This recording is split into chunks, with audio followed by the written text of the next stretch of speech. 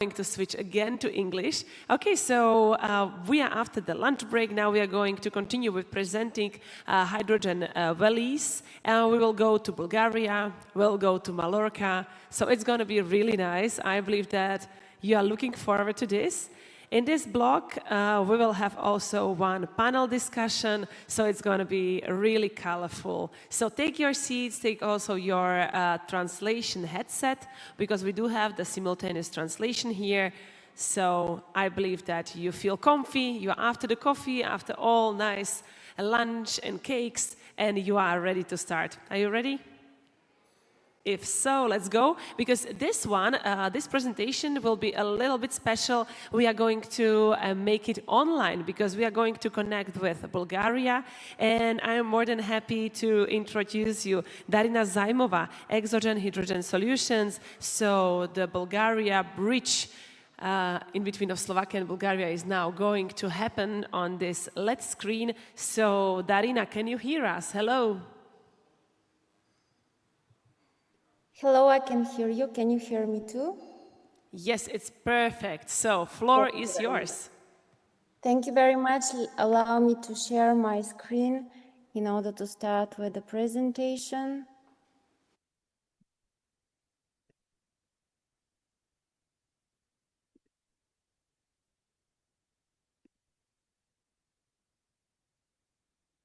I hope that you can see my screen and you can hear me very well. Good afternoon, colleagues and fellow Hydrogen Valley representatives. Thank you for being here today.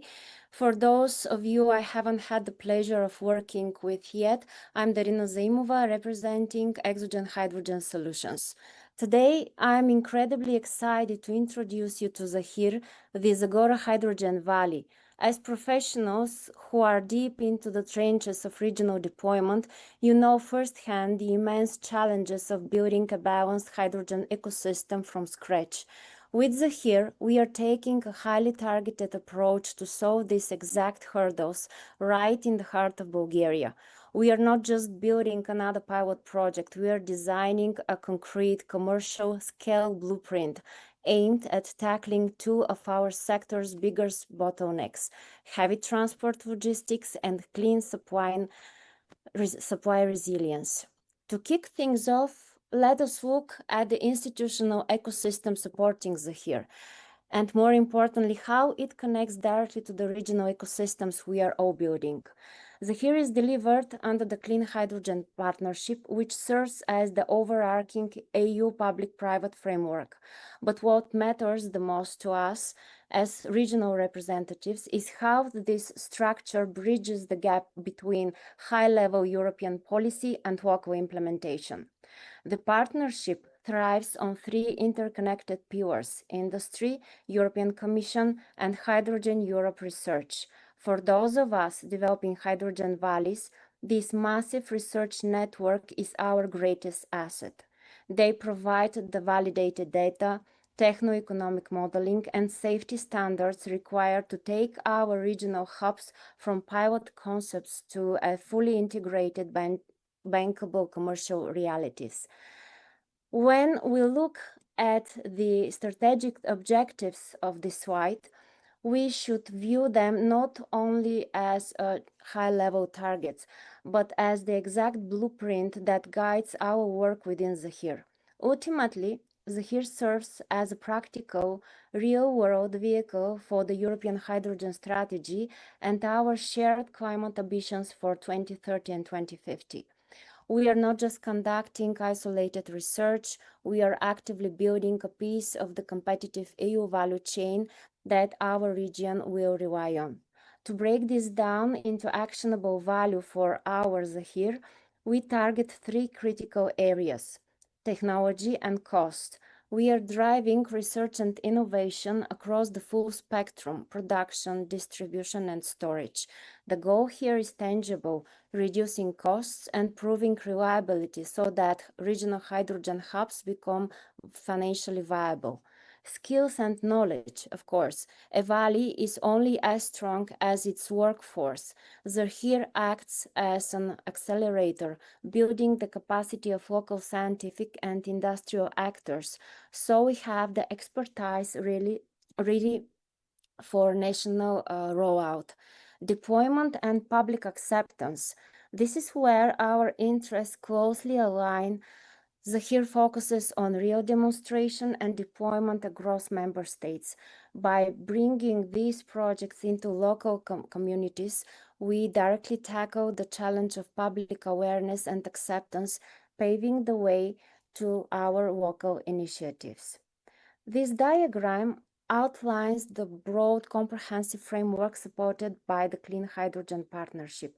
However, within this vast ecosystem, Zahir is hyper-focused on a highly strategic targeted subset of these pathways. While the general map covers every possible route, Zahir's core technological focus on the production and distribution side is centered squarely on electrolyzers and ammonia cracking. We are leveraging electrolyzers for clean generation, but we are specifically looking at ammonia cracking as a vital mechanism for hydrogen carriers and transport. Mastering ammonia cracking is a game changer for solving long-distance transport and large-scale distribution bottlenecks. Moving downstream, while the general framework includes stationary power, Zahir is targeting mobility applications exclusively. Our goal is to prove the commercial and operational viability of hydrogen across the transport sector by meaning heavy-duty road and public transport. We believe that by focusing 100% of our end-use efforts on regional mobility, we can create a highly concentrated, reliable demand center that accelerates local development. By isolating three specific pillars, electrolyzers, ammonia cracking, and mobility, and wrapping them in the horizontal activities like safety and supply chain development on the right, Zahir provides a repeatable, specialized model for regional valleys looking to solve the heavy transport challenge. Every Zahir Valley needs the right regional condition to succeed. So let us look at why Stara Zagora was chosen as the ideal landscape to deploy the Zahir framework. As fellow Valley developers, you know that matching production with immediate localized demand is our biggest hurdle. Stara Zagora solves this through three structural advantages. Number one, the mobility and logistic match. As a strategic logistic hub, Stara Zagora allows us to set up hub and spoke operations. This enables closed-loop heavy fleet refueling without waiting for a massive public hydrogen network to be built. It perfectly matches the HERS 100% mobility focus. Second, the production advantage. We possess the high solar irradiation and vital grid capacity needed to power out our large-scale electrolyzers competitively. Furthermore, being Bulgaria's industrial and energy heartland means we have an established chemical cluster to anchor the regional value chain. And last but not least, funding and human capital. Being a designated European Just Transition Territory gives us immense political momentum and direct funding alignment for rapid decarbonization. We back this with an established engineering base and local university partners to scale the specialized workforce we need. But what is the most important point for this room is point number 6, and this is replicable blueprint. The challenges we face in Stara Zagora, transitioning away from traditional carbon-heavy industries while leveraging a strong engineering heritage, are identical to conditions found across all Central and Eastern Europe. Zahir is intentionally designed to be a plug-and-play model that you can copy and adapt to your own industrial regions. To truly understand why the Zahir project is so critical, we have to look directly at the landscape we are tasked with transforming. The images on the left capture the historic energy heart of Bulgaria, Maritsa Istok, Maritsa East complex. On top, you see the massive scale of the open cast lignite mines, and below, the coal-fired power plants that have anchored our regional economy and energy security for generations. Because, as we know, this carbon-intensive legacy is facing an inevitable phase-out under European climate frameworks. This means that the heat map on the right brings the challenge home. It highlights the coal mine affected municipalities across Stara Zagora region, with the darkest red zones like Radnevo and Golubovo representing the highest economic and employment dependence on coal. When we talk about a just transition, this is the exact battlefield. If we phase out coal without introducing a viable industrial scale economic alternative, we risk devastating these communities. This is where our shared mission as Hydrogen Valley representatives becomes so vital.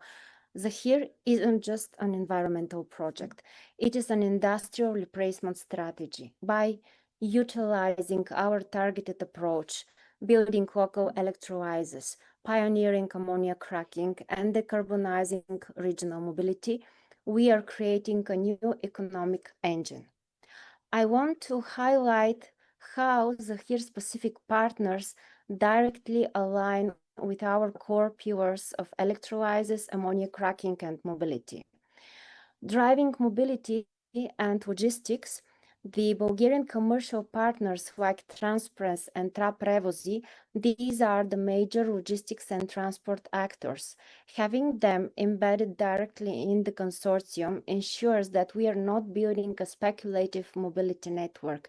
We basically have immediate commercial off-takers with active heavy fleet and public transport ready to deploy.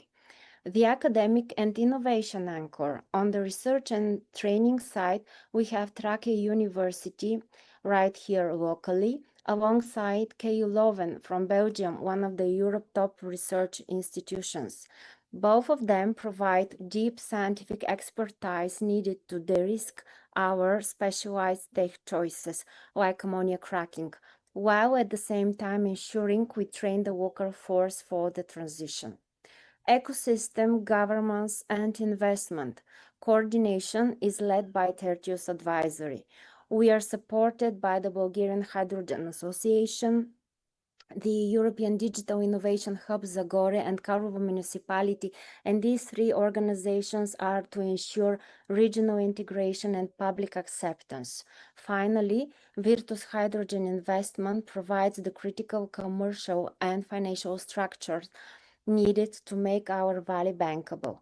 Tertius Advisory is our project coordinator. We bring the essential cross-border management and governance expertise required to steer a multi-stakeholder project of this scale.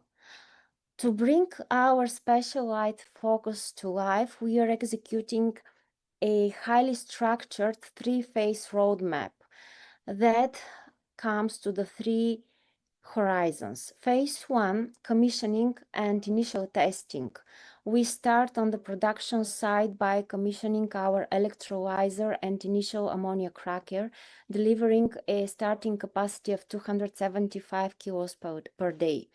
On the mobility side, this phase centers on engineering the hydrogen refueling station and deploying our first dual fuel, internal combustion, and fuel cell test trucks.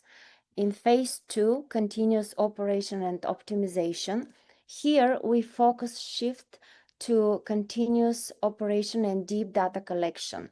The refueling station goes fully live, allowing us to run intensive fleet testing and optimize the hydrogen fuel ratios for real-world heavy logistics.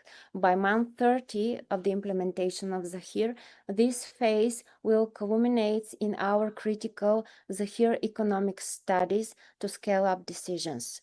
In phase 3, full industrial scale up, this is our ultimate target state.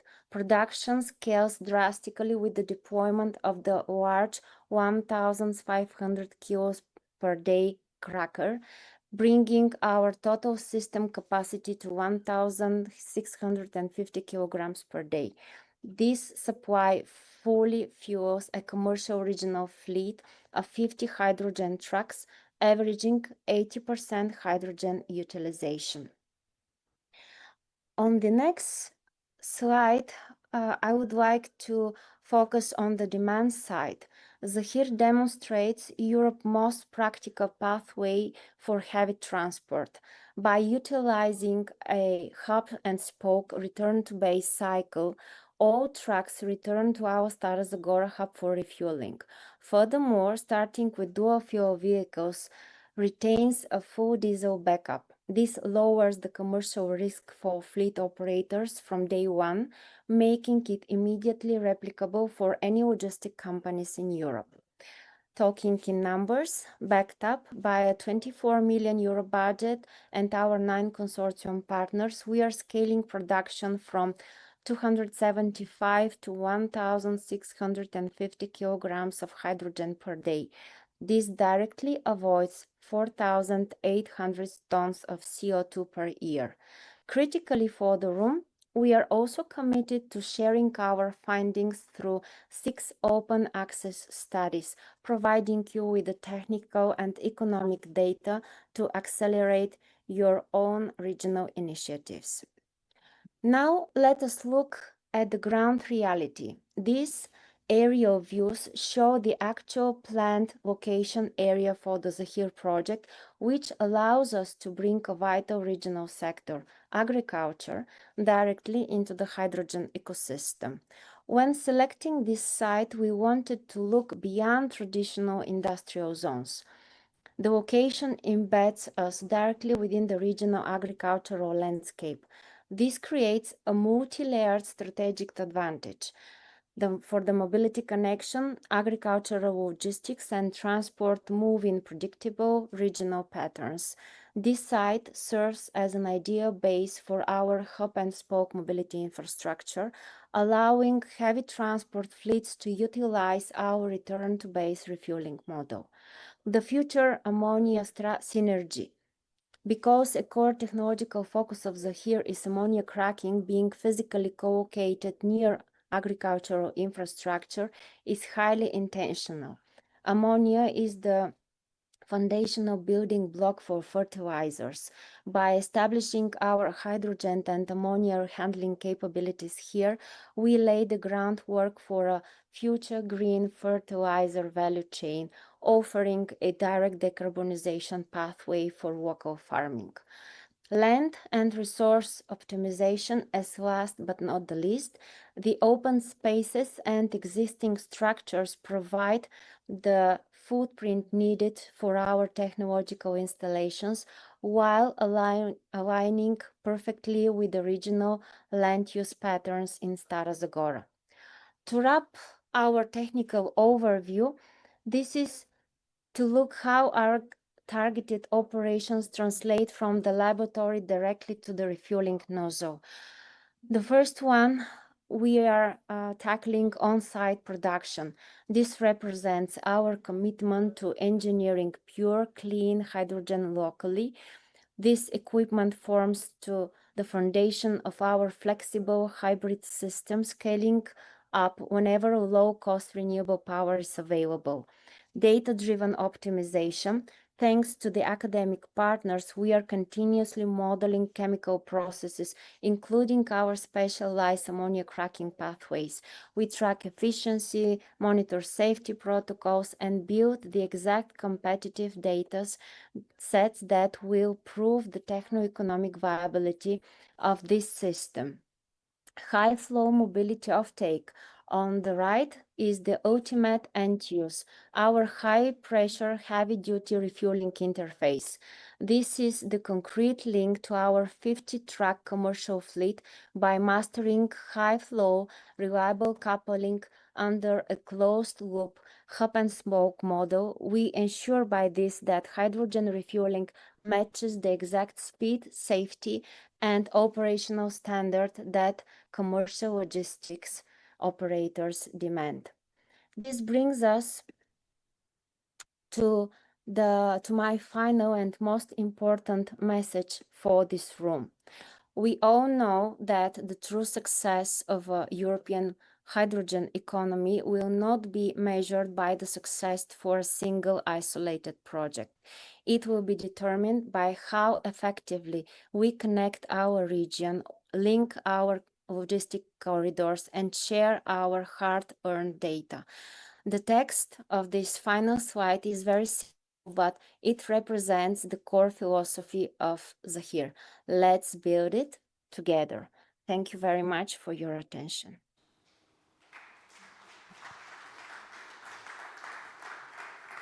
Thanks a lot. Thanks a lot, Darina. It was nice. And you leave us with a nice statement. And so from Bulgaria, we are going to Mallorca. So Enrique Troncoso, director and founder of Energy BY, is coming on the stage.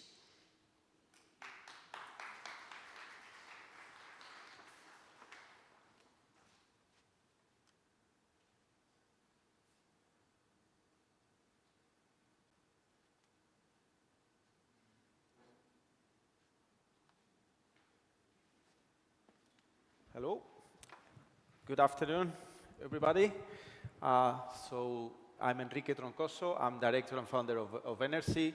So first of all, I wanna thank my colleagues from Košice self-governing region, and particularly Katerina, Barbara, and the team for inviting me here today. So I'm very, very pleased to be here. So I'm going to take a different view. I'm going to tell you a little bit, I'm going to broaden it a bit, and I'm going to share with you some of our lessons that we've learned over the past 10 years developing Hydrogen Valley. And then I will go a bit deeper into one of our flagship projects, if you will, which has been developing in Mallorca, in the lovely island of Mallorca in Spain. So if I can make this. Oh. There we go. So just a bit about us. So we are a consultancy, basically. We focus on development and implementation of green hydrogen projects and green hydrogen infrastructure. So that includes hydrogen valleys, but we also get involved in medium, large-scale hydrogen supply and development of hydrogen infrastructure, transmission and distribution, and it's project work mainly. So we go through the whole project cycle.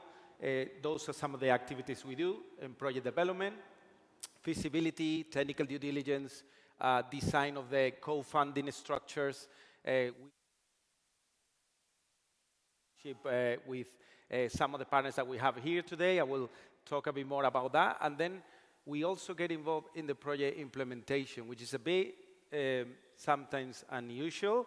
There's other consultancy that do that, like my colleague Ian and Patrick as well. But it's not, normally consultancies don't get involved in the project implementation. We like to do it because that's how we get the experience, the operational experience. So in particular for hydrogen valleys, those are the activities that we get involved. We take the project concept from scratch. We design or co-design the projects with, of course, with help from the partners, contractors. For example, for the Eastgate project, we co-designed the project with High Energy, and we work in collaboration with Katerina and Košice self-governing region to design the project and write the application that got 9 million euros. And then, like I said, we also get involved in project implementation, mainly on techno-economic studies. You'll hear a bit more about that from the Green Highland project. Also business case development, and also design and delivery of training and replication studies. So we look back on 10 years, like I said, doing this for hydrogen valleys, but we've been working on European projects for over 20 years with the team. Sorry, I forgot to mention, we are based in the Netherlands. Maybe you guessed from the name of the company, and we also have an office in Edinburgh in the UK. We are a small team, but we have a network of collaborators, and we can deliver small, medium, and large projects if necessary. We're quite proud of our success rate so far. We would like to keep it. But this is getting very, very challenging for hydrogen valleys because it's getting more and more competitive. But we can proudly say that all the applications that we have led, they actually were successful to get the funding so far. Fingers crossed.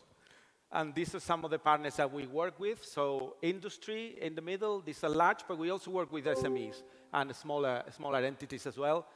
Research and academia and the public sector, we work very closely with the Commission. We also work on technical support and technical evaluation of programs and projects in different funding programs, Innovation Fund, for example, CEF, and so forth. So that gives us a good view because we can learn from the requirements of these funding programs because we evaluate them sometimes, and then we can apply that knowledge when we write the applications ourselves. So these projects normally, focusing on hydrogen valleys, I put this slide up so that you can get an idea what type of consortiums you need to develop. And that's a challenge in itself. So I'll talk a little bit more about that. But first, how did you actually go from having an idea that you want to develop a hydrogen valley to actually design it, getting the funding, and get it to implementation? So you've seen this before. I think Valerie, Ian as well were touched upon this. These are the main elements that a hydrogen valley needs to have. We're looking at a self-sustaining ecosystem, basically. You need to have the entire value chain for hydrogen production, end use, multiple applications, and the distribution infrastructure, of course. These, normally, they have to be large scale. When I say large scale, I mean megawatt scale, multi-million. So all these projects that you're hearing about today, they all possibly above 20 or 30 million investment, sometimes much more than that. And that is necessary because otherwise you cannot create sufficient economies of scale. You cannot justify the business case at all. So they have to be multi-million investment, multiple sectors, and they tend to be concentrated, like here in Košice region. It could be Mallorca, it could be in the northern Netherlands, but it's always regional or local ecosystem. And this is what it looks like normally on the ground, but you will see some real pictures later on the entire value chain. And like I said, what is the point of this? The point is to create economies of scale, to get things going, to develop the business case, and eventually to make sure or try to get hydrogen supply cheaper for the end users. So this is how I see the creation of a hydrogen valley. So this is what it's for me in my head. It's a jigsaw. It's reasonably complex. It's not impossible. We've done it. We do it. But it involves many elements. By far, not even half of them are probably there, but I've tried to include those that I think they're more important, more relevant. And the reason why my head is a jigsaw is because everything has to click. That's the challenge. So it's not just about technically designing the project and the value chain. It's not just about the financing, but there's many more elements there. There's the social aspects there. You need to engage the end users and the local communities. Otherwise, it won't work. There's permitting, there's policy and regulation involved, and everything has to click. So a bit of our experience. So you've heard about this project. Some of them, like I said, all of them really, we developed them in partnership. Some of them we've done some of this with high energy. The Haven project, we did it in partnership with the regional government, and Patrick Nubem, my colleague here from Hydrogen Architects. He was the initiator of that project. We came in to help co-design the project and write the application. So we go back to the Big Hit project, it was a lovely project, small scale at the time, 1 megawatt, electrolyzer deployed in the Orkney Islands in the UK, but we learned a lot from that. You can see some of the challenges there at the beginning of the road. If you go to the top of the slide, Big Hit project, they were mainly technical. we were not even thinking about business models 10 years ago. It was another domain. Then as we progress, then the challenges became different, more financial, of course, regulatory now. For example, for the Green Highland project, I'll tell you a bit more about that. Supply chain issues, for sure, particularly on the electrolyzer side. Sometimes we don't want to hear that, but that's what I'm here to tell you, that everything works. There are challenges, but we also try to use our experience to overcome those challenges. And then, so all those projects that you can see there, like I said, we've co-developed and co-designed. Last of them, the High Hope project, the Eastgate project. We also involved in the Eastgate project, supporting Catherine and her team in the technical coordination. And the last one we have developed is the High Hope project, which also some of you may be familiar with it. It's also, the scope is also, the geographical scope is in Slovakia, but also involves Hungary and Austria. So it's a multi-country, very complex, but also create more momentum and economies of scale. So you can see there, all these projects have been funded by the Clean Hydrogen Partnership, our colleagues, so that's why you've heard about some of them already. 94 million euros, that's what we got for these partners, these stakeholders. But the total investment, that's the interesting number for me. That's what we call the multiplicator. So you get the grant, but the grant is simply to de-risk the project. In some cases, it might get you 20 or 30% of the funding if you're lucky, or for the large-scale projects like H2 Valley in Austria, High Hope, and others, you're probably looking at 10%. So the grant will be 10, 15% of your total capital investment, but it's sufficient to de-risk the project.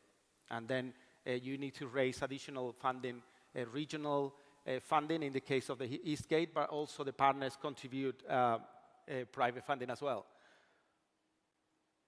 And I'm going to go quickly through this because this is quite a busy slide, but you'll have it later on, so you can have a look at it in your own time. So I've tried to summarize some of the challenges that we've worked with, if you will, over the past 10 years, some solutions. So for us, this is learning by doing, really. It's just banging your head against the wall, and you find the problem, and you need to solve it. Luckily, we work in partnership with other people, and this is very important. This is very important because I don't think one or two entities would be able to solve all the problems, so that's why you need to work with the consortium. And then finally, just to show you a bit more, just a bit more in depth, this is one of our flagship projects. Of course, one of my favorite ones, because it gives us the chance to go to Mallorca. Not very often, unfortunately, but everybody gets very excited when we have a project meeting there. So this is the Green Highland value chain there. I'll go a bit more into detail on the next slide. And this is a consortium, 28 partners. So we are partners in this project. So it's high energy as well, and many others. The project is, the main project promoter here was actually the regional government in partnership with the Spanish gas transmission operator. So it would be the equivalent to your EU stream here. That's Enagas. So they are the coordinators of the project. And then there's partners from industry, there's technical and replication partners, there's research and academia, and there's some public, some local institutions. There's the Port Authority of Palma as well. And the reason why the Port Authority is involved is because we are deploying a fuel cell for combined heat and power generation at the Port of Palma. Let me show you a little bit more about this. So this is what the project is about. That's the value chain. So we produce hydrogen with a 2.5 megawatt electrolyzer from connected to PV. It's actually connected to two PV farms. One of them is direct connection, and the other one is farther away and is contracted with a PPA. So there's a combination of that. And then we compress hydrogen. some of it is injected into the local gas grid, and then some of it is put on those trailers that you can see there, a 300 bar, and delivered to a hydrogen refueling station that refills the buses, municipal buses in Palma, in the city of Palma. And then we also are implementing another CHP, combined heat and power fuel cell system in a hotel in Palma. And I think that's quite interesting because it gives more visibility to the project. Of course, Palma is a very popular tourist destination, so the project gets quite some exposure that way. And then the fuel cell at the port that I mentioned. Those are some of the pictures. So you can see at the top the PV, one of the PV farms. The second one, if we go top to bottom, the second one is the electrolyzer and the hydrogen generation production. This is operational. The buses are running as well. The third one there is the grid injection point as well. And I mentioned before challenges and regulatory challenges. Well, the main challenge at the moment for this project is the fact that one of the main off-takers, which is meant to be the gas grid, doesn't really have an incentive because it cannot certify the hydrogen yet because the Spanish government has not transposed RED III, and therefore the hydrogen that we produce cannot be certified as RFNBO yet. So that's a problem at the moment. That's one of the biggest challenges. Hopefully we'll be able to sort that out soon. And then you can see one of the buses at the bottom. This is another part of the project that I would like to mention. We tend to focus on the deployment and the equipment and the technical, but these projects, Hydrogen Valley projects, they have a lot of activities, what we call transversal activities.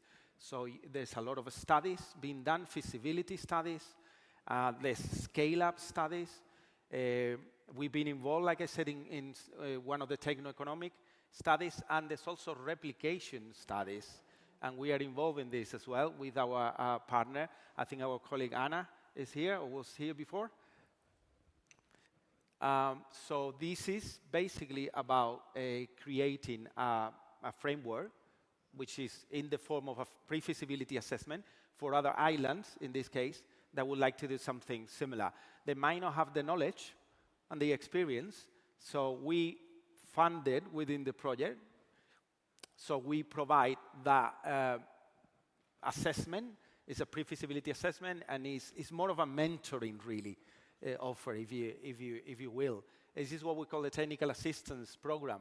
But ultimately, the delivery, what they get, is a pre-feasibility assessment, basically.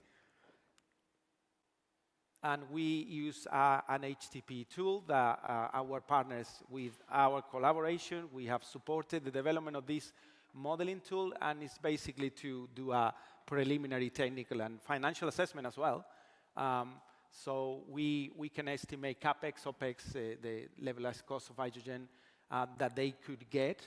So they get a pre-feasibility assessment as part of the project. And this is all. Thank you very much for your attention.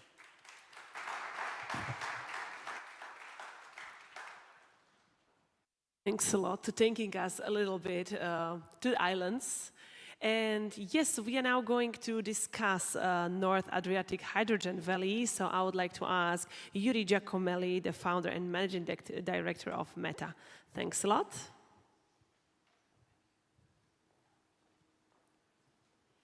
And I would like to, in the meantime, when Yuri is going to get ready for the stage speech, I recognize all your messages that you left me in the Slido. So you see that the Slido will be just somewhere here, and also you have it on a badge. So there is the QR code. You could easily connect to the Slido and ask whatever you need. All your question is going to be answered in the panel discussions. So don't worry, we got them. We're just waiting for the right moment. So thanks.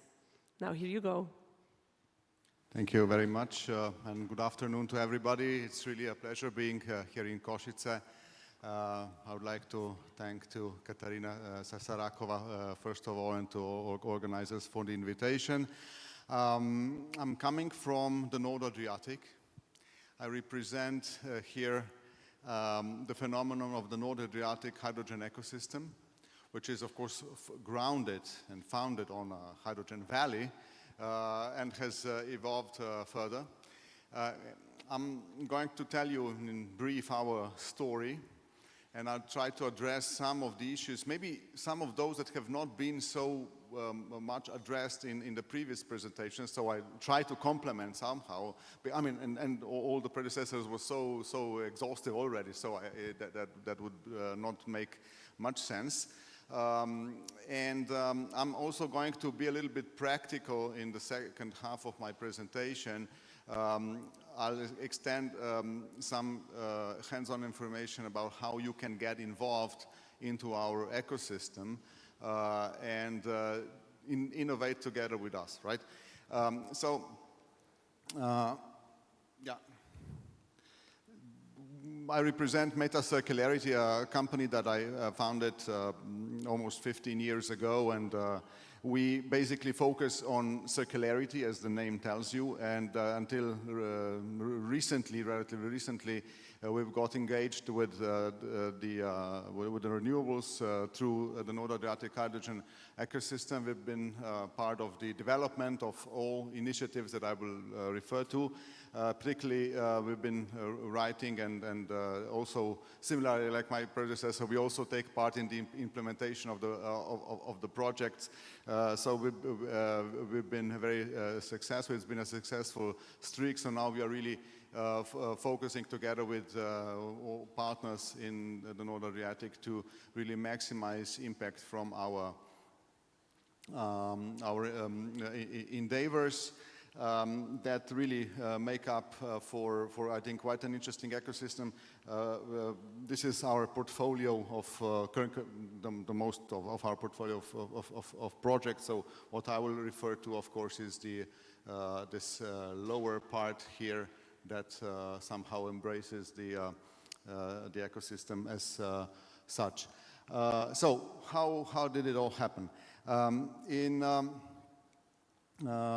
Towards the end of 2021, the representatives from the industry, and maybe some of you are in the picture, I hope so, and institutional representatives of 3 countries gathered in what became last year the European Capital of Culture, Nova Gorica and Gorizia, 2 sister cities at the border between Italy and Slovenia, and set the ground for the evolution of this ecosystem, which then had a follow-up with a letter of intent following next year, and several initiatives that followed.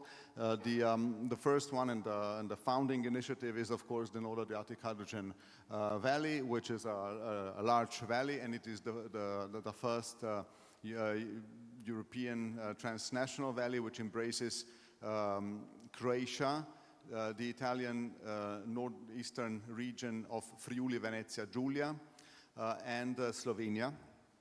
And most of the partners come from one of these territories.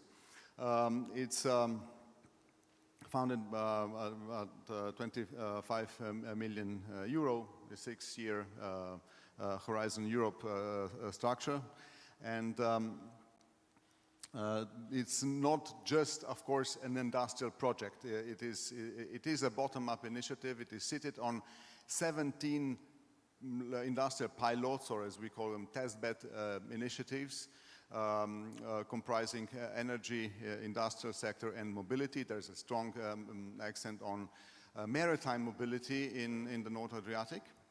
But it's more than that. It's also a platform of new skills and competencies, and it's an initiative that embraces all 4 angles of what we know as the quadruple helix actors. So we are strongly engaging with the society at large, with the academia, as much as with the industrial and institutional players. It's been cited several times as a flagship European project, and we are glad to see that other cross-border or transnational valleys followed, and like this one, so we can really identify with that.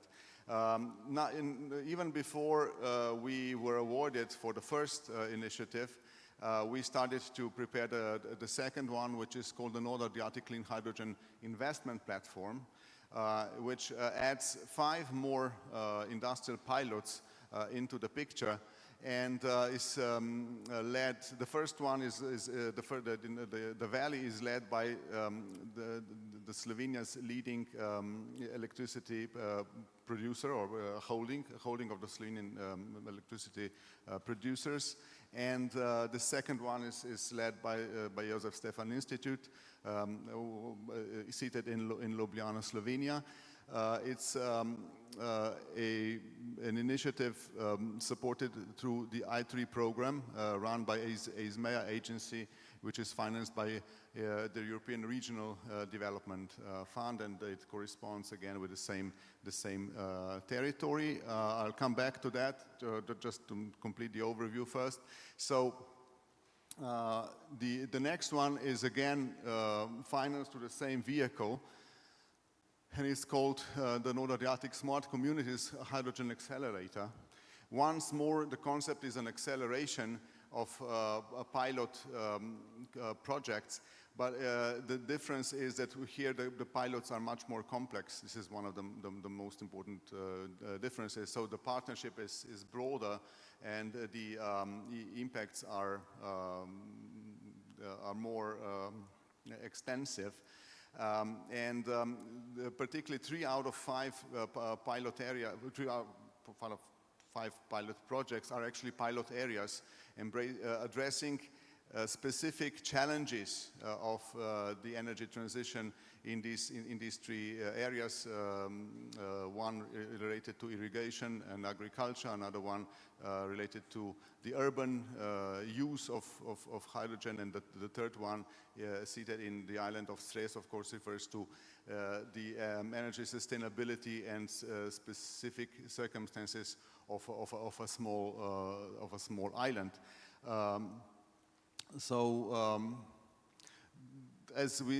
These are the initial 17 test beds, and these are the new ones brought in by NACIP, which is in its last last year, and then NASCA, which has just started less than one year ago.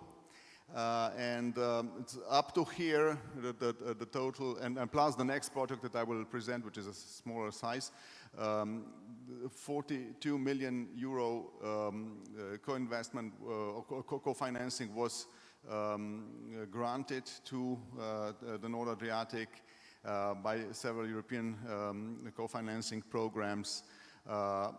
The direct investment spun by these initiatives is estimated, or is summed up to more than 100 million euro, and the overall expected investment, at least publicly cited in the press, amounts to more than 2 billion euro. But I read this figure also in a different way. It's not that this is a done deal. This is how much money we need to make this happen. This is not something that we can wait to fall from the sky. This is what we still have to do. So this is, for me, one of the largest challenges that we have to bridge together. How to really divert investment into our valleys and hubs. How to bring sufficient reassurance and foreseeability into our actions, so that multiple financial sources can respond to these needs and challenges. And I'm sure we are going to spend some time talking about that later on. So there's also a smaller ticket here, which is equally important to me in its concept. It is called H2 Ready. As you can see, there's some kind of a map here. This one here, it extends into the Veneto region, so it is small territory of Veneto region, Venice. But we have extended the territory meanwhile. Why this project is important? Because it addresses municipalities. Once more we go bottom up and we train municipalities and demonstrate at the level of municipalities how hydrogen can respond to multiple needs at the local level. And because they are essential for the transition to renewables, there are 20 municipalities involved in this initiative. They are really in the front seat of this transition, and I will come back to that quite gladly, because there are specific circumstances that require the acknowledgement of the need to work with multiple sources and multiple uses of hydrogen if we want this transition to be done. And this is a purely commercial project run by the partner of the Slovakian Ukrainian Hydrogen Valley, H2SK, which is called Oryx Green Adriatic Blue, aiming to deliver affordable green energy on demand, and aims to complement the concept of the valley, which is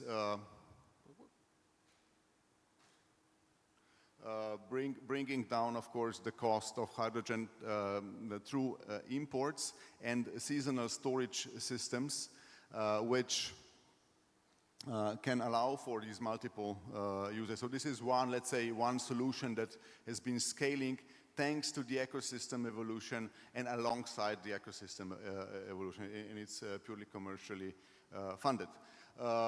Now I'm moving on, how you can get involved. One way to getting involved is to simply, become a member, an associated member of our initiative. This is the AISBL, which is an association, international association, non-profit organization that is going to be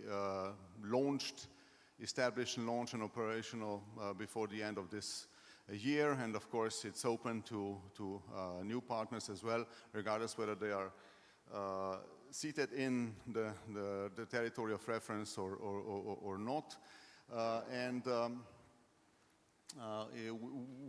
You can go, you can become a member of the Stakeholders Advisory Forum and participate at our activities and get informed and participate at our regular yearly meetings. And there are even other ways, and I'm going to acquaint you with this a little bit more in detail. Especially, I find it relevant because Valérie Bouillon-Laporte said this morning that we are moving beyond mere demonstration, right, in our valleys, that we are moving towards acceleration. And we have been working on the acceleration of these projects now for a few years, and I can show you how, and I will show you also how you can actually become part of these accelerators. NACIP and NASCA were set up in roughly, generally speaking, the same way, but then of course the details mattered as well. So basically, we map the pilots and their starting points around which we are going to develop the dynamic value chain, the hydrogen value chain, specific to the business model. And then we identify gaps, and then of course we try to fill in these gaps in order to build the value chain and integrate these individual value chains together at the regional or ecosystem level. The gaps fulfillment, one part of the gaps fulfillment is done by calling in solution providers that can, provide some specific solutions and fit in. And then together with the pilot leaders, they are involved in the capacity building so that they can connect and innovate together. And how can you become part of it? Through the mechanism of cascade financing. The beauty of this is that we have been running 4 open calls through this year and next year. One has been almost completed, so we are going to fund between 35 and 40 SMEs from across Europe. It's not just North Adriatic, it's from any region, any cohesion region of Europe where any of the partners of NACIP or NASCA has its seat or a secondary seat, or any other so-called less developed region in the European Union.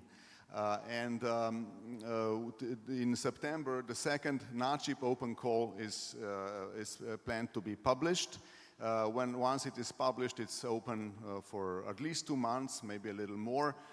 It's not so difficult to apply, and you can apply as an individual SME and get your project funded at up to 60,000 euro. You can form a small consortia of up to 3 participating SMEs. So then, of course, the granted amount triplicates, and it's 100% co-financing. So it's, if you are already, there with some solution, it's definitely an opportunity to try out. Certainly, you have the responsibility to complete your proposed project. There are many, suggested activities that are typically identified as gaps. And this is just to give you an idea, and the application is not particularly difficult. Of course, you have to be coherent with NACIP and NASCA objectives, so that's why you have to get to know the project a little bit better. But of course, we organize open days, and we are planning to organize also workshops so that we will help companies apply for the next calls. The eligibility, you have to be an SME, and you have to come from, either the North Adriatic or other regions where some of our participating partners have their seats. For example, there's one partner seated in Lazio region in Italy, and that's why Lazio is also in it. So SMEs from Lazio can apply, even though it's not a less developed region, or any so-called less developed region, and I hope they are all on this map.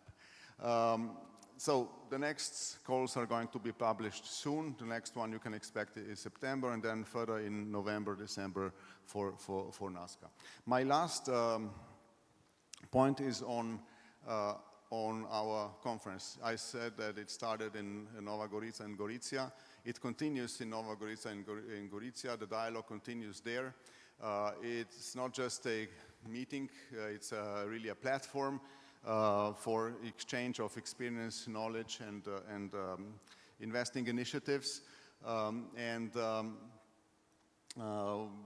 You can also get listed on and hopefully get some more visibility and get support. So you can list, even if you are the largest possible company in the world that deals with hydrogen, you can still get listed. It's not just for the SMEs. If you have a good solution and you're seeking some partners, maybe you look for some investors, maybe you look for some off-takers or some suppliers. So this is all very much welcome. So be there. The 6th conference is taking place in Gorizia and Nova Gorica. This year we start in Gorizia and then we move to the other side of the border. It's walking distance and good restaurants both sides, and maybe most probably the best wine in the world all around. So it's really worth coming, and please keep an eye on that and don't miss it. So it starts on the 11th. The second day on the 12th, and the pre-conference on the day on the 10th. Thank you, and I hope I have been convincing enough so that I can say that yes, we are doing something. Thank you. And of course, take some leaflets so you won't forget to apply and you won't forget to come over there. Yeah? Thank you. I need to tell Yuri, you definitely catch my attention with this wine. And so, do you have already the host of the conference? Because I believe that most of you would love to have the financing of your projects. We would like to innovate with the co-host. So I would strongly consider, coming if I were you. Amazing. You see, so and just like that, you maybe could find investors and founders for your project. So Yuri will be with us also for the second panel discussion, but now here we go for the first panel discussion. So yes, I would like to ask my co-speakers, yeah, Katka is here, very good. If you need a little break, because I see that maybe you need a coffee or something, would you like to have like 5 minutes break now? Yeah, is it... Prosíte si 5-minútovú prestávku? Bolo by to pre vás super? Vidím, že mnohí sa tak akože mrvíte. Rozmýšľam, dobre. Tak asi je to na mieste. So now we are having the 5 minutes break. So actually we will start this panel discussion at 2:40, let's say 2:50, okay? So 2:50 here for the panel discussion. Thanks a lot. Takže o 14:50 sa tu stretneme a začneme panelovú diskusiu. Dovtedy si dajte kávičku, vodičku, občerstvite sa. Ďakujeme.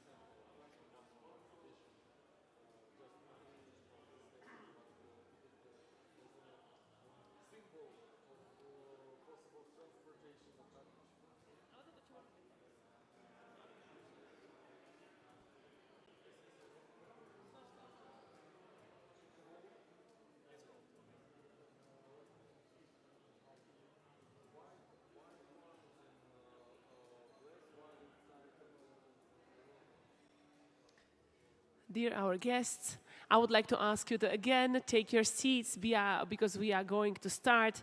Drahí naši hostia, poprosím vás, aby ste opäť zaujali svoje miesto. Ideme na to.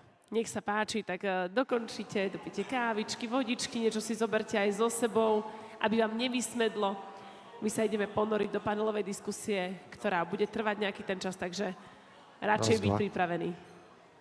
Poďme si skúsiť presne mikrofóny, to je veľmi dobrý nápad. Kľudne poďte na to, či teda všetkým funguje. Halo, funguje, výborne. To bol nápad, to tak pekne štrngol. To skoro ako na svadbe. Zvonec rozprávky je koniec. Dobre, tak nech sa páči, poďte sem k nám. Myslím, že aj môj mikrofón funguje. Má počuť? Funguje teda. Super, ďakujem. Prepáč. No, stres. Preto ja nenosím na nohy.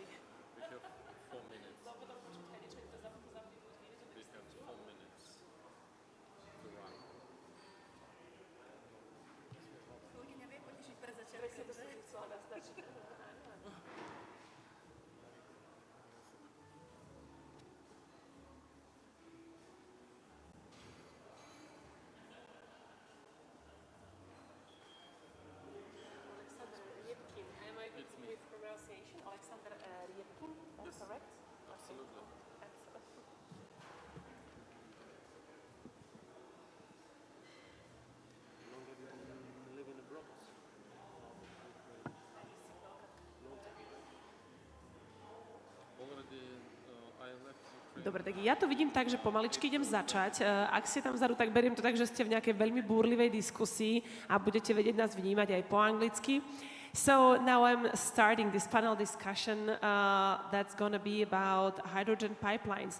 And of course, you are asking the questions via Slido, most about hydrogen valleys and other questions. So I'm postponing these questions which are currently in the Slido to the second panel discussion. So don't worry, they will be answered. So far now, it's important for you to scan the QR code of Slido because I will be checking, I will be just like the we will be assistant of the host of this panel discussion. The Katarina Sasaráková will be the host originally. So if you are ready, if you have the Slido, if everything is fine and you have your translation device, we could start. Okay, so after a very short break, I'm happy to welcome on the stage. I already introduced Katarina Sasaráková. You know her because each of you was invited here via you, I believe, Katka. So yes, coordinator of Eastgate H2V. Then we have here the ladies first, of course. So I'm happy that Veronika Jurčová also has accepted invitation, senior specialist program H2 readiness or Net for Gas. Thanks a lot. Just next, yes, okay, yeah, that would be nice. If you clap your hands, it's always nice. I'm happy that also the friend from Ukraine, Alexander, founder and vice president and board member of Ukraine Hydrogen Council. Accepted invitation. Marek Zlatan, the head of strategy and network integrity, SCP distribution. And Rasistal Zolek, head of energy transformation project posting. And just like that, my mic goes to Katarina. It's yours. Good afternoon, ladies and gentlemen, and welcome to our panel discussion on the development of hydrogen pipelines in the European Union. Let me just set the scene for the discussion for this session. For this program, we have already heard a lot about hydrogen valleys. We have spoken about production, about demand, innovation, investments, and the role of public authorities in bringing in all these elements together. And this is exactly what makes hydrogen valleys so important. The RTCs for hydrogen is not discussed only as a future idea, but where it is being tested through concrete projects, concrete partnerships, and concrete infrastructure. But if hydrogen valleys are to become more viable ecosystem, they cannot remain isolated. They cannot be separate islands of production and demand. They need to be connected to industry, to storage, to ports, to import routes, and to each other. And this is where hydrogen pipelines come in. Pipelines are not only a technical issue, they are one of the key conditions for hydrogen to become a real market. Without reliable transport infrastructure, hydrogen will remain local, fragmented, and expensive. With the right infrastructure, it can become part of a wider regional and European energy system. This is especially important for Central and Eastern Europe. Our region has a very specific position. We are located between future renewable production areas, industrial development centers, existing gas corridors, storage possibilities, and potential import and export routes. This gives us a real opportunity, but also responsibility. The question is, therefore, not only whether we can build hydrogen pipelines, the question is how we do it. How quickly, how safely, and how diligently can we use existing infrastructure where possible? Where do we need new dedicated pipelines? And finally, how do we make sure that cross-border hydrogen flows work in practice and not only on the paper? At the same time, we all know that hydrogen is not to make natural gas with a different label. It brings specific technical challenges. Existing infrastructure needs to be assessed carefully. We need to look at the material compatibility, safety, pressure regimes, purity, leak detection, and public acceptance as well. But technical questions are not only one part of the discussion. There are also very important economic and regulatory questions. Who will build capacity before the market is for developed? How do there enough demand from industry, and how can regulation reduce risk without creating infrastructure that may later become underused? These are not abstract questions. They are exact questions that determine whether hydrogen pipelines can move from planning documents to real implementation. So in this panel, I would like us to focus on the four angles: on transmission, on distribution, on cross-border corridors, and the market readiness. The aim of this panel is to move from vision to implementation. What can basically be proposed? What must be built up from scratch? What needs to be harmonized at European level? What decisions are needed before 2030? And how can pipelines help hydrogen valleys become complete parts of a wider hydrogen ecosystem, include future import and export routes? We have some group panels with us today, taking different development perspectives. Today's panel is leader Benjamin back from the specialist for H2SK Day1 for gas. Mr. Sazoniak, head of the energy transformation project at Ukraine. Max Smetana, head of the strategy and electric distribution. Alex Amelietti, founder, vice president, board member of the Ukraine Hydrogen Council. Each of them contributing valuable advice for the transmission, distribution, cross-border cooperation, or hydrogen readiness. Let's start with a brief introduction. I'll ask each of you to take up to 5 minutes to introduce yourself, say a few words about your organization role in relation to hydrogen pipelines, and what you see as the most important pipeline question for Europe by 2030. After that, we will move directly into the discussion. So I think we'll start from left to right and start with Mr. Cheva. So please, the floor is yours. Thank you very much. Good afternoon, everyone. My name is Cheva. I work at the H2SK program at Gas, customer system operator in Czech Republic. And our hydrogen story started in 2021 when we launched our H2SK program, and we started with a simple question: what is the role of a gas TSO in a future hydrogen economy? We operate quite a robust and advanced pipeline system in the Czech Republic of high-pressure pipelines, and we started very systematically to look into hydrogen, and as we operate several parallel lines, the idea was quite logical to repurpose one of them to hydrogen. We looked at the market side. We started systematically look at the customers in the Czech Republic, in Germany, which is in the neighborhood, and regionally. And we focused also on the technical side. There we are quite advanced. We are looking at pipelines on their technical status. We made several tests and material lubricants, the technology, and we have conducted many engineering studies that were validated by independent evaluators. And we came to the conclusion that the repurposing of one of these lines is technically possible, and that we will be able in the future to transit hydrogen as well as other gases and low carbon gases. So we are systematically preparing for this next chapter of natural gas. And we have two projects, two flagship projects. One is called Corridor West, which is a project connecting north of Germany through Czech Republic to South Germany. It's a pipeline of 150 or 160 kilometers. And then we have Project North that connects German border to Slovak border through Czech Republic. But this project cannot work separately on a national level. We need cross-border cooperation, and there is where we come to cooperation with our colleagues. And also, we are part of several international corridors that are connecting us to German internets and to future production sites in North Africa, Balkans, Ukraine, hopefully, for sure. And it shows us that hydrogen can only work in cooperation with the partners in Europe.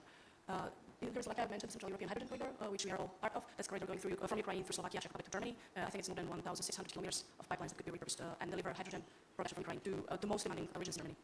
I think that's all from my side. Thank you very much.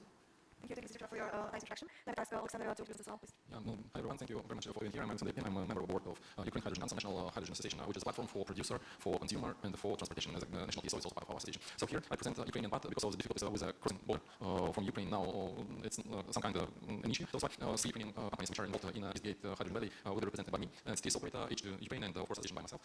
We did a lot to make it happen to be part of the Hydrogen Valley, which was presented today. And one very important thing which is to mention, it's our Hydrogen Valley. Actually, it's I think only one transborder hydrogen valley when we have cooperation between European country and non-European one. So there is no more any such kind of cooperation. And what is the most excellent story is that Ukraine has at least 6 connections to European Union using pipeline. So this is the topic of our panel discussion. And Ukraine's gas transportation system is around 20,000 kilometers of pipeline of different diameter. And I'm very happy that TSO part of the Central European Corridor and Ukrainian route is already been adopted. And we definitely know which pipe we can use for repurposing for transportation of hydrogen. And now we combine the production of hydrogen on the territory of Ukraine, because Ukraine appeared in a lot of different international documents for cooperation with the European Union. And the most important one, which was signed in 2023 already after the full-scale Russian invasion to Ukraine, is a memorandum for renewable gases for European hydrogen. And it directly shows that Ukraine will be integrated into European hydrogen network and European hydrogen backbone. And exactly, Central European Hydrogen Corridor is a key project for this integration of Ukraine. So we have a very strong potential for production of green hydrogen, according to the resources of fresh water and resources for renewable energy. And of course, speed of making project happen in Ukraine now I think can be supersonic, because we have a lot of different regulations which were cancelled. And now to make project in Ukraine is much more easier. Of course, we now take into consideration worries, but I hope very soon we will win for sure. We are not saying that we will finish the war. We will win the war with all our partners, and then it will be a huge acceleration more for the project on any field on the territory of Ukraine.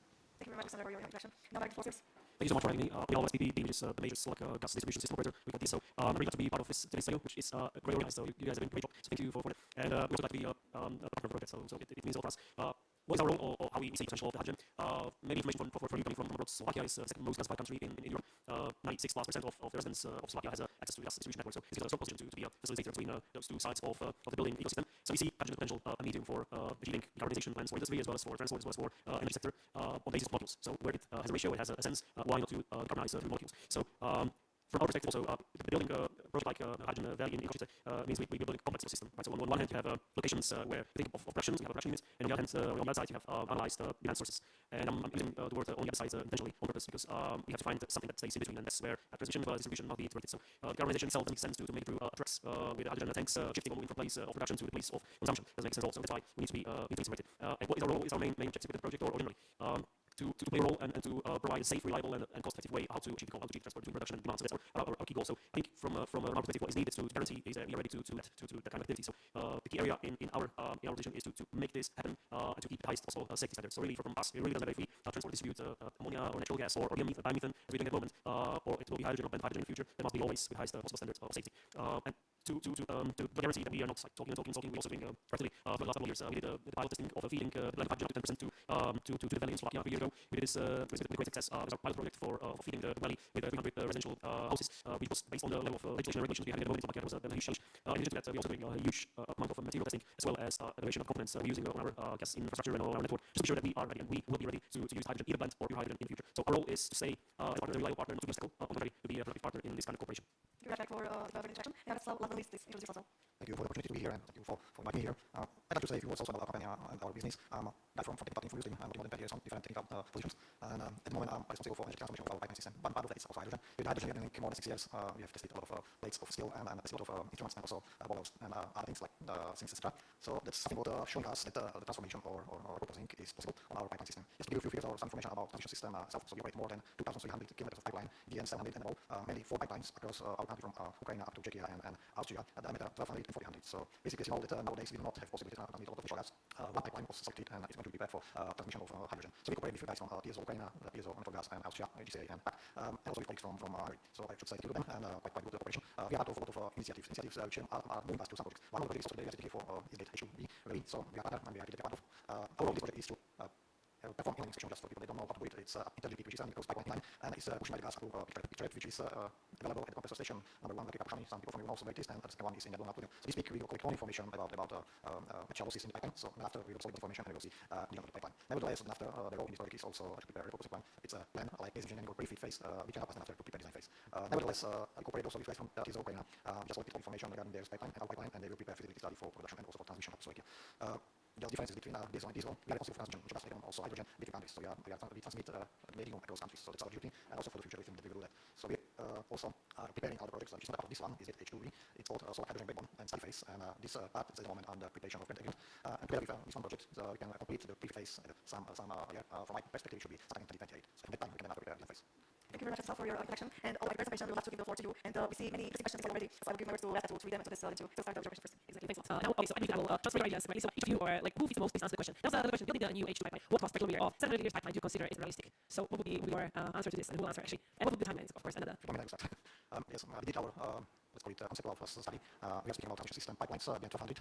We did this calculation for the pipeline after ping, and we found out the condition of the pipeline. So we consider that 5% of the pipeline should be replaced by one based on the last analysis. And if you consider also metering station, replacing of longer pipes and replacing of boiler station, and we still think about 500 kilometers of pipeline system across Slovakia, Czechia, Austria, and starting from Ukraine. This pipeline will be bidirectional. We can ouch to 180 millions of euros, something like that. So there's a lot of work based on estimation, based on analysis from inline section. So you can think about something like that. Feel free to discuss it between each other. It could be using by the way.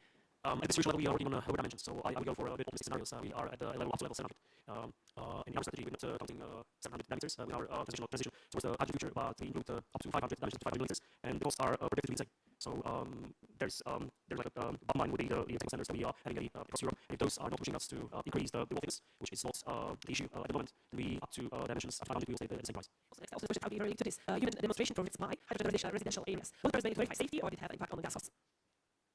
If the question is towards our pilot scenarios, pilot project, the safety was the main issue, the safety was the main topic. This was not about the cost that would be put at the top of the same resident. So it was the pilot project, and there was a very specific treatment approved by our national regulator, and it was about the safety of the network. It was about safety of the end user facilities like boilers and cookers, and it was about the homogeneity of the blend, because that was the crucial. Powering was to stay up to 10% of hydrogen, and the KPI project was to stay stable with the level of hydrogen being feeded into natural gas. So that was the main topic. Okay, thanks a lot. We have another question. It will be for Alexei. It's about just a second. Okay, now I get it. So pipelines, do you think that it could kill hydrogen values in the region where the hydrogen cost would be high? Do you think that this is possible, or you would see this as a threat? I think that pipeline will vice versa not kill hydrogen value, it will extremely support hydrogen value. Because each profile of the country. What do you think the region has really the high cost of hydrogen production? High cost hydrogen production can be only in a way when you have high cost of electricity, because it's technology looks like that. I think that when you make a project of hydrogen value, of course the first thing you calculate is the price of the electricity which you can get from renewables. So in that this given stage will be much more before the decision will be making. So in this case we can say that if the decision of hydrogen value is already dead, it means that the economy of production of hydrogen is already reasonable, and the pipeline in this case will for sure support this hydrogen project and this hydrogen value, because each country has its own profile. We have a discussion between all of us that of course the ideal story when you have production, transportation and consumer, but it would be only in the countries like Germany and not 100%, because you say calculate demand demand for hydrogen, they will not enough, and they need to import hydrogen somewhere. And I think that understanding of what is a country profile, you need to strengthen your superpower, you can say so, then produce as much as you can produce if you have cheap production price, transport as much as you can if you are transportation know-how, and of course consume as much as you can do and adopt different technology for consuming hydrogen and derivatives. Because now it's quite difficult to say that exactly hydrogen will be the final product which will consume. Derivatives are now also much more advanced in using. For example, ammonia is used for production more than 250 products which we use every day. So this way, for sure, pipeline is one of the way how to make hydrogen very possible. Okay.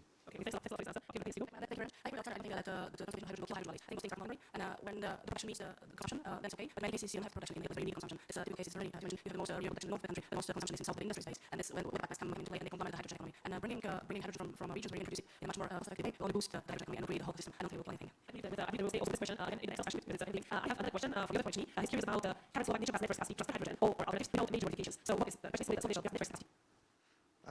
Everything is huge. So if you consider just one pipeline, and if we prepare 1.5 hydrogen, we are able to transmit, let's say in electrical volumes, it's about 9 gigawatts per year. In other words, more than 2 million pounds of hydrogen via one pipeline. So that's the capacity of one pipe. It's really huge. So before those pipes were built 50 years ago, with such a big volume because we were our goal was to transmit natural gas across our country to Germany, Czechia, and Italy. So simply saying a huge volume. I don't know like if you answer this or is there a option? Later I ask you to could you also think so the current gas pipelines I believe it's for Europe in Slovakia, if it would be repeated to H2 pipelines, and then it would be if it can be. And there, the question like the government will support some very big H2 infrastructure projects. All right, yes, because the reply to the question might be going to the field of view we are reaching. It according to local network, we talk about deploying the local production of hydrogen that needs to be connected to network at the local level. That means some sort of village or city. These networks, if they are divided, the material, then they are that we won't need to build in once new. Our production process is sitting in the areas where we see visual hydrogen. It's not a key message. So according to that strategy, we will be able to get those local producers. Actually, we can do at the moment even within the pipelines if the outcome of the production will be like this. So we do it even in the pipelines. That's the situation for that. And regarding huge systems like hydrogen pipelines transporting gas from cities, it depends. Our strategy is where we have a national pipelines supposed to be reversed, then we'll do reversing. They cost and if it's reliable and it's successful, we will go this way. And we'll have strategy to build wheels towards areas and corridors where we see huge potential for hydrogen. So it's like it's about Victoria all the way up to Giulia. We've got connected the huge cities and industries as well in the itself, also the pipeline dimension found going up to Portugal. So it's an internal political corridor which corridor network. Plus, last shall be collection of key industries like fertilizer, we have a we have production, all these facilities, all these industries, we have practice according to their arrangements. We will get It's not the question of anyone to come and direct to service. If you tell us a little hydrogen production in Ukraine, you have to support hydrogen. I can tell you all the information as Ukrainian information regarding energy sector is classified because they issue for everyday Russian energy. But it figures definitely against the hydrogen part of Ukraine energy strategy 2050. And the first hydrogen is 2030. Because it includes internal use of hydrogen and export hydrogen using existing pipeline with the project of central European hydrogen corridors. Up to 2030, it's up to one production export up to 1 million ton. And it's absolutely doable with a project which we developed in Ukraine now with 3 industrial sites. Hydrogen Valley, one of this, it's and we have 2 more in a central all in the region connected to Poland and the region very close to the sea, to the resources for fresh water and resources for renewable energy. So we have a very nice presentation. Actually, I didn't take with me today for the discussion and very excellent question. We have this discussion, I can share this presentation with the person. For all we keep us listening, Ministry of Competition, but how important start developing all the about how many prices where we see and we have now talk about the reduction and the forward. I guess it's one side, so it's very interesting to this open. There's a question that I think needs to be discussed important. So future hydrogen pipeline systems will really define qualifications, but there are different answers. They may price levels of authority. For example, some cases make already qualifications from the very high purity for fuel cells. And now I'd like to some research to and to join her later tell us regarding the hydrogen. How should CSOs match difference in the benchmarks, especially hydrogen from different routes and or infrastructure. First of all, we have hydrogen Europe, and we can be like and how it goes on the market. Question is how it look like, and I think we'll be in agreement that we need flexibility. Being extremely strict anyway for very high purity will be in the market. So especially in the phase of the market, needs flexibility. Maybe we'll aim at very high purity. We need to define the standards. We need thresholds for oxygen, methane, sulfur, and for all components.